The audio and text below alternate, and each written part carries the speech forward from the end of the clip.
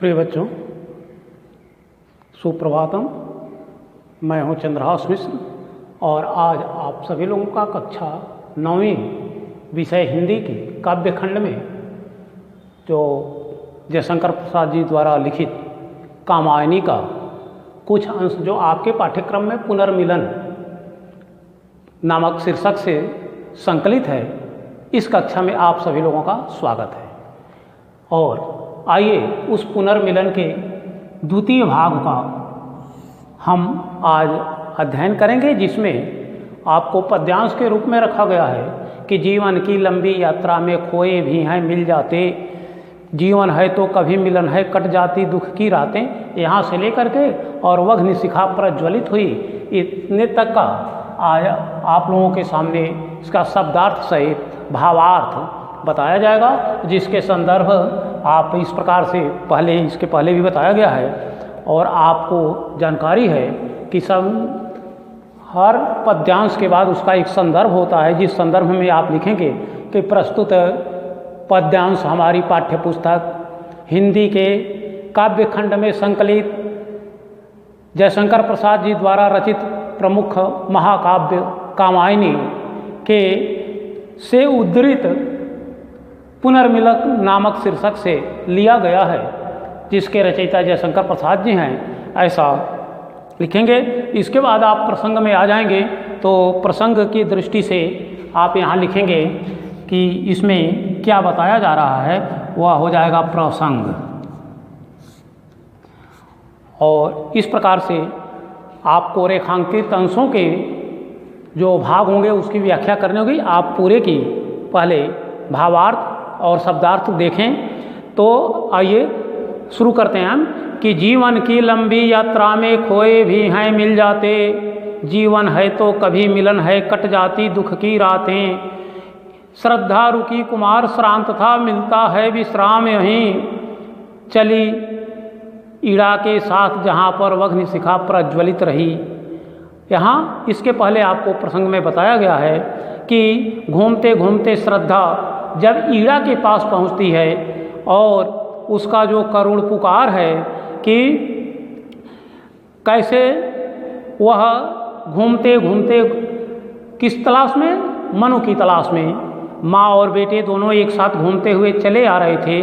रात के समय में जब ईड़ा देखती है तो उस श्रद्धा से प्रश्न करती है कि इस रजनी में कहाँ भटकती जाओगी, कुछ बोलो तो, बैठो आज अधिक चंचल हूँ व्यथा गांठ निज खोलो तो। अपनी व्यथा की गांठ खोलने की बात आज ईड़ा उस श्रद्धा से कहती है कि इस रजनी में कहाँ भटकती, इस रात में तुम कहाँ भटकती इधर उधर जाओगी।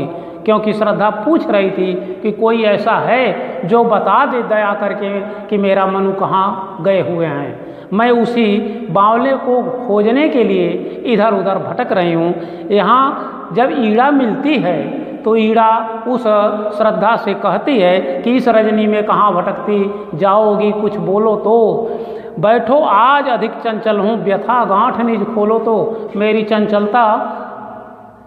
चंचलता में तुम सहयोग दो, आज यहीं बैठो रुक जाओ। और फिर ईड़ा उस श्रद्धा को विश्वास दिलाती हुई कहती है कि जीवन की लंबी यात्रा में खोए भी हैं मिल जाते, जो आज का आपके इस प्रसंग में रखा गया है जो अंश, वहाँ से शुरू हम करते हैं कि जीवन की लंबी यात्रा में ईड़ा कहती है कि जीवन की लंबी यात्रा में यह जीवन काफ़ी समय तक चलने वाला है। इस जीवन की यात्रा में पता ना कब कितने खोएंगे, कितने मिलेंगे, कितने खोएंगे, इसको कौन जानता है। वह इसीलिए कहते हैं कि जीवन की जब लंबी जीवन है तो इसमें जो खोए भी होते हैं वह भी मिल जाते हैं, अर्थात तुम्हारे मनु निश्चित रूप से तुम्हें मिलेंगे। जीवन की लंबी यात्रा में खोए भी हैं मिल जाते, जो आदमी खोता है उसको पुनः प्राप्त भी कर लेता है। जीवन है तो कभी मिलन है कट जाती दुख की रातें, इसलिए दुख की जो रातें हैं वह धीरे धीरे इस आशा में कि जीवन की लंबी यात्रा में खोए भी हैं मिल जाते, इस आशा में धीरे धीरे यह जीवन है तो कभी मिलन है, कभी न कभी मिलन होगा, इस में सारी दुख की जो रातें होती हैं वह कट जाती हैं, अर्थात व्यक्ति आशा में अपने जीवन को जी लेता है। इसलिए वह कहती है कि जीवन है तो कभी मिलन है, कट जाती दुख की रातें। ऐसे ईड़ा की आवाज़ को सुन करके श्रद्धा कहती है कि श्रद्धा रुकी, कुमार श्रांत था। ईड़ा के कहने पर श्रद्धा वहीं ईड़ा के पास रुक गई। और दूसरा कारण था कि कुमार श्रांत था, जो श्रद्धा के साथ एक किशोर बालक था, वह पूरी तरह से श्रांत अर्थात थका हुआ था। मिलता है विश्राम यहीं, वह ईड़ा से कुछ ऐसे आश्वासन पा करके उसे ऐसा लगा कि मेरा यहाँ रुकना अच्छा है, यहाँ कुछ आराम मुझे मिल सकता है, इसलिए वह यहीं रुकने का प्रयास करती है कि श्रद्धा रुकी, कुमार श्रांत था। वह कुमार अर्थात लड़का जो है वह थका हुआ था। मिलता है विश्राम यहीं, इसलिए यहाँ थोड़ा सा विश्राम कर लिया जाए। ईड़ा चली ईड़ा के साथ जहाँ पर, अर्थात वह ईड़ा के साथ चलने को तैयार हो गई, रुकने को तैयार हो गई। और श्रद्धा अपने पुत्र कुमार के साथ ईड़ा के साथ चलने लगी।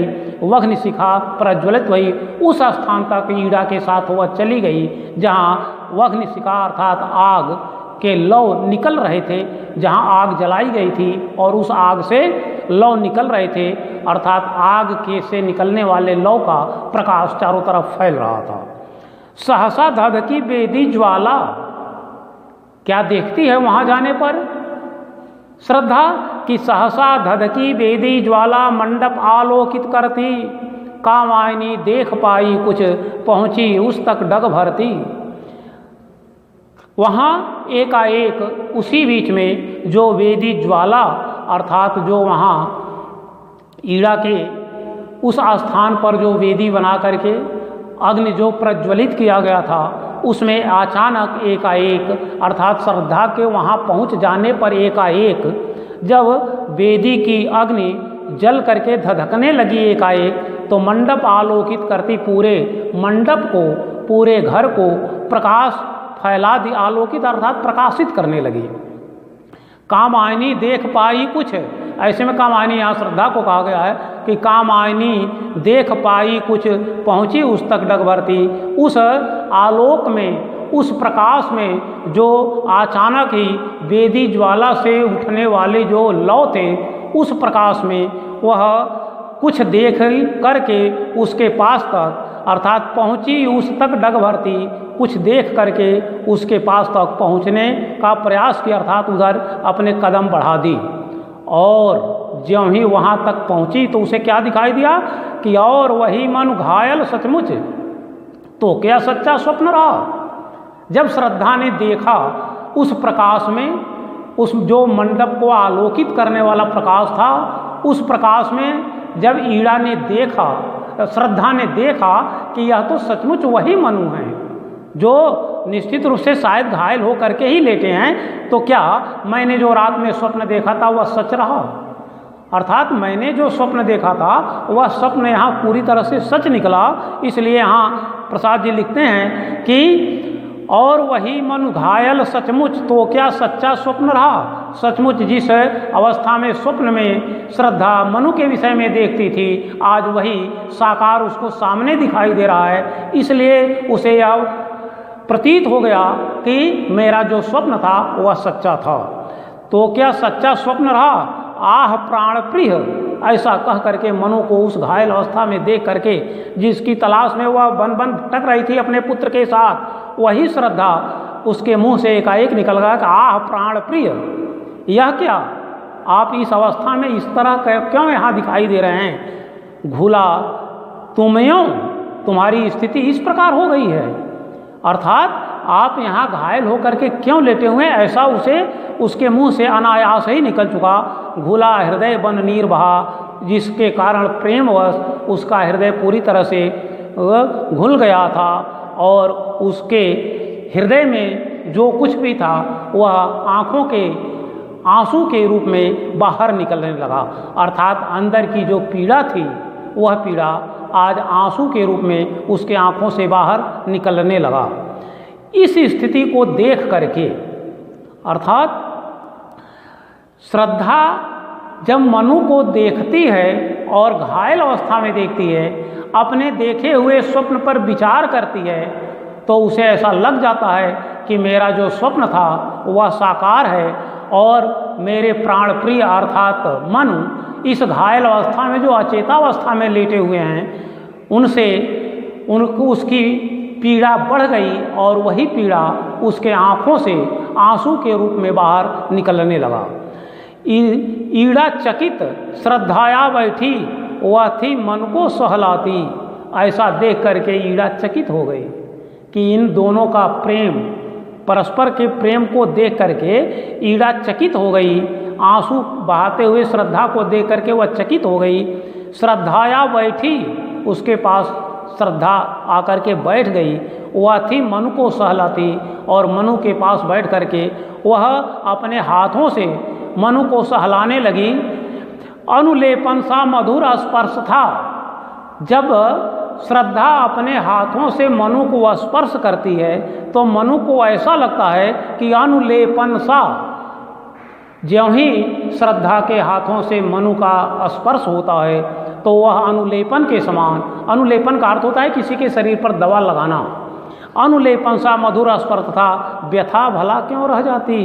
अब मनु की सारी व्यथाएं अनायास ही दूर हो गई, अर्थात अब व्यथा अर्थात कष्ट अब भला क्यों रह जाए। जब ईड़ा के स्पर्श रूपी अनुलोपन से स्पर्श मनु के हृदय का हो गया तो वह निश्चित रूप से अनुलेपन का अर्थात दवा का काम किया, इसलिए उनकी पीड़ा क्या हो गई, समाप्त हो गई। उस मूर्छित नीरवता में कुछ हल्के से स्पंदन आए। मनु निश्चित रूप से मूर्छित अवस्था में पड़े हुए थे।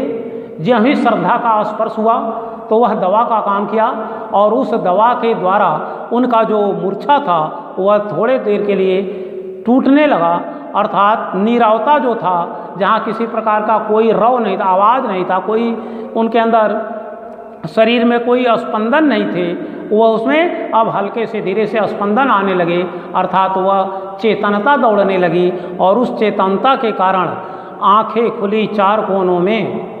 मनु अपने आँख को खोलते हैं और किसे देखते हैं, चार कोनों में चार बिंदु आकर छाए। मनु श्रद्धा को देखते हैं, श्रद्धा मनु को देखती है और इस प्रकार से दोनों की आंखें चार होती हैं और चार बिंदु आकर छाए। दोनों के आँखों से जो प्रेम के आंसू थे वह आने लगे, बाहर निकलने लगे, अर्थात भूले हुए मन को श्रद्धा इस अवस्था में, घायलावस्था में पाकर अपने प्रेम को प्रदर्शित करते हुए अपने आँखों से आंसू बहाती है।